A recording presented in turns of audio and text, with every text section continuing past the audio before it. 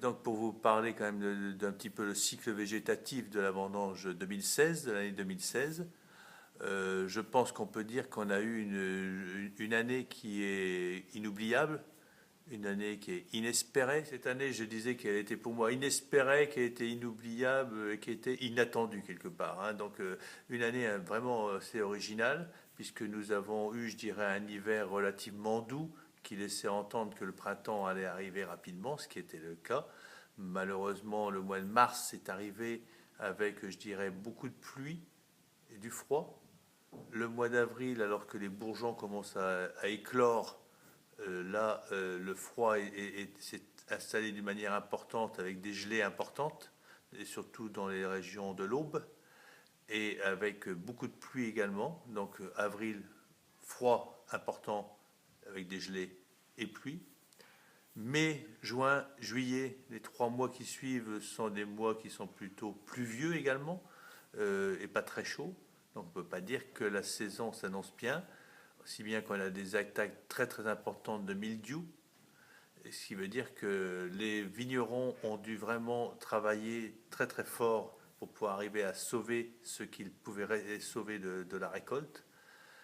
Et je dirais que heureusement, le mois d'août est arrivé, et je dirais plutôt à partir de la deuxième, après le 10 août, on a commencé à voir le beau temps s'installer d'une manière durable, avec de fortes chaleurs, même avec presque de la canicule sur la fin du mois d'août. Si bien que d'un seul coup, je dirais, le moral est revenu. Les vignerons ont retrouvé leur moral parce qu'ils voyaient que les efforts qu'ils ont faits pouvaient peut-être être récompensés. Et les vendanges ont commencé. Alors les vendanges ont commencé d'une manière un petit peu originale, puisque ça a commencé déjà par les meuniers, alors qu'en général les meuniers commencent rarement et très rarement, je dirais même au début. Donc on a commencé par cueillir les pinots meuniers.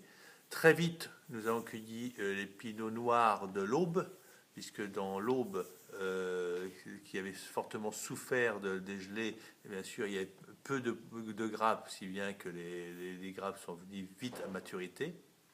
Donc dans l'Aube, je dirais une cueillette qui s'est faite autour du 19 septembre. Et puis ensuite, alors qu'en général c'est ce qui commence dans les premiers, la Côte des Blancs, donc toute la partie de la Côte des Blancs a commencé autour du 25-26 septembre. Donc voilà, donc on a eu, je dirais, une vendange qui a été un petit peu étalée au niveau des dates, et surtout une vendange qui s'est faite dans un sens totalement inverse de ce qui peut se faire habituellement en termes de cépage, en termes de régionalisation. Alors ça s'est traduit par quoi? Ça s'est traduit par tout d'abord, je dirais, une très belle qualité sur les meuniers. Ça s'est traduit aussi, bien sûr, par de belles qualités sur les pinots noirs et les chardonnays. Mais ce qui est intéressant, c'est que, en fin de compte, les grappes ont pris beaucoup de poids, puisqu'il y avait peu de grappes et qu'on a eu la chance aussi d'avoir un tout petit peu de pluie juste avant vendange, si bien que les grappes ont pris du poids. Donc, en fin de compte, on a retrouvé des volumes par le poids des grappes que nous n'attendions pas non plus. Donc quand je dis que la vendange était inespérée, elle était inespérée parce qu'on a trop peur d'avoir des gros problèmes au niveau de la qualité dans les raisins et donc dans les vins.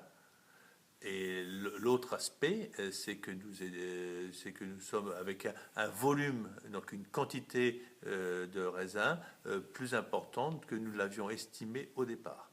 Donc clairement, on peut dire qu'on peut être satisfait du résultat que la nature a bien voulu nous donner. Alors maintenant, si vous voulez que je continue. Oui, oui. Maintenant, si on parle un petit peu de la partie vin, donc on a rentré des raisins qui étaient sur une maturité qui tournait avec un petit 10 degrés potentiel, d'alcool potentiel, entre 9,8 et 10 degrés d'alcool potentiel, donc ce qui était, je dirais, une bonne tendance pour la Champagne.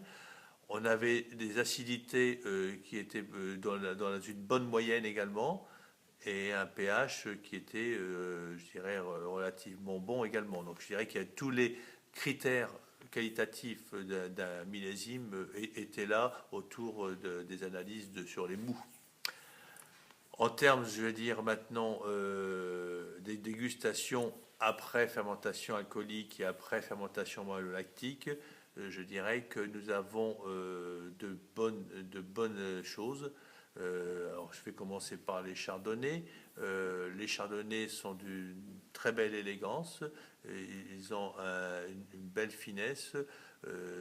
Il n'y a pas une surmaturité importante, donc si bien que ça nous donne, je dirais, beaucoup de fraîcheur.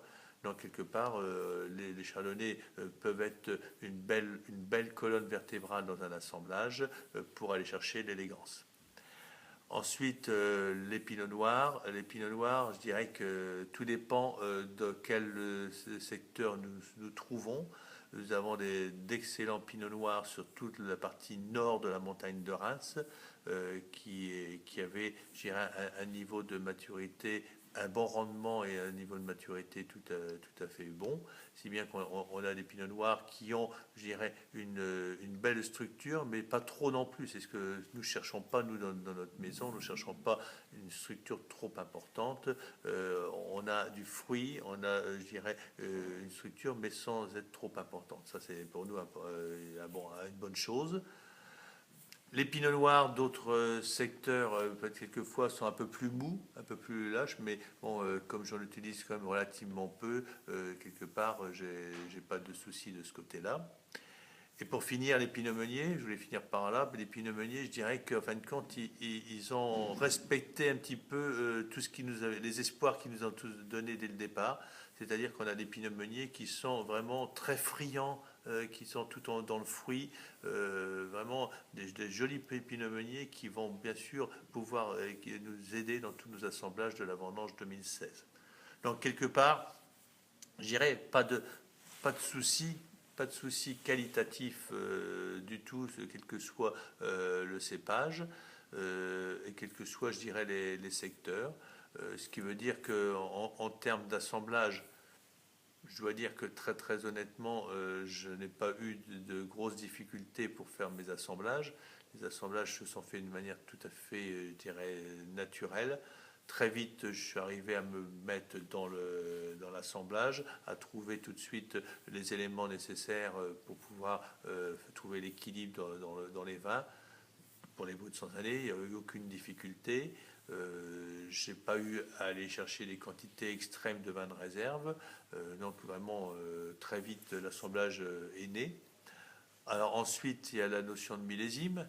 Alors après, c'est qu'est-ce que l'on fait? Est-ce que l'on fait pas un millésime?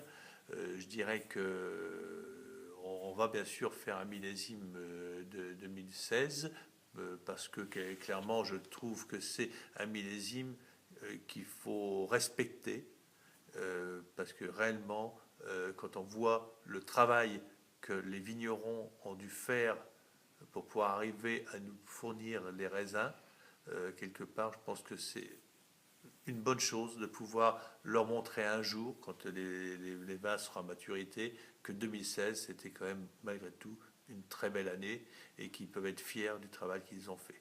Donc je pense que c'est à nous, énologues et chefs de cave de maison, de renvoyer un peu, comme on dit, l'ascenseur aux vignerons en leur montrant qu'on a su élaborer, grâce à eux, un assemblage de qualité sur la vendange et sur le millésime 2016. Voilà, en gros, ce que je peux vous dire sur cette vendange 2016.